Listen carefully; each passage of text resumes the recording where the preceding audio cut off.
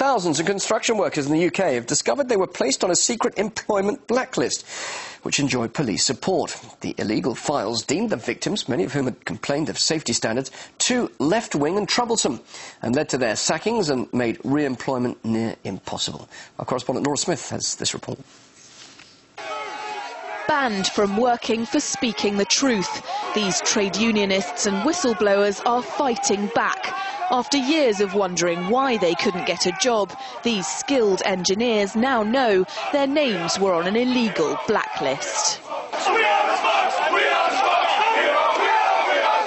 In 2004, former union organiser Steve Headley was mysteriously sacked, and for the next 4 years he wondered why he couldn't get another full-time job. Then a friend told him about a blacklist held by a private company and accessed by some of the UK's biggest construction firms. Sure enough, he uncovered a 16-page file on himself. It goes into detail about how I was sacked, what my political activities were, what my trade union views were, what part I was playing in the union.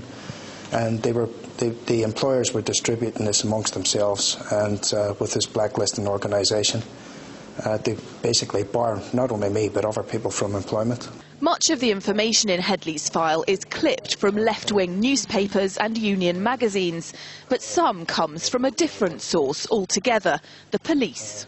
I was in there named as a participant on an anti-fascist demonstration. Now, this information hasn't come from the employers. It could only have come from the police. I mean, we don't agree with the employers keeping blacklists. It's an illegal thing. But it opens up a whole new dimension when the state security forces are getting involved in this. It almost smacks of a police state.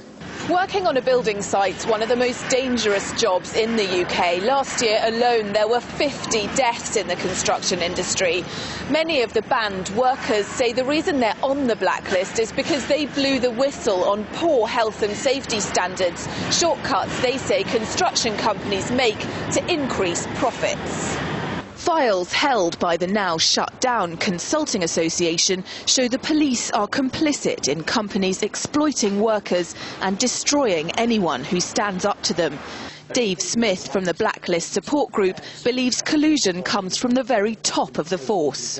It's not some, on-the-beat Bobby who has just happened to have found out and passed on this information, because why would any on-the-beat Bobby know that such a thing as the Consulting Association even existed? I believe it's at the most senior levels taking place, colluding with the directors of multinational companies against people that they don't like because of our trade union activities, because we raise concerns about unpaid wages and health and safety, and because they didn't like our politics. Blacklisting devastates the lives of its victims, highly qualified people unable to use their skills. Steve Headley's marriage broke down. It made my life very uncomfortable. I've got a family to support. When I was contracting, I was earning, £500 a day because I was highly qualified. When all that money stopped, you can imagine it puts your house in jeopardy, it puts your family life in jeopardy, your relationships in jeopardy. You can't pay your bills anymore. The company that held Headley's file has now been closed down, but he and his colleagues believe there are more blacklists that haven't yet been uncovered. They say they'll fight until they know the extent of state security involvement in their persecution. Laura Smith, RT, London.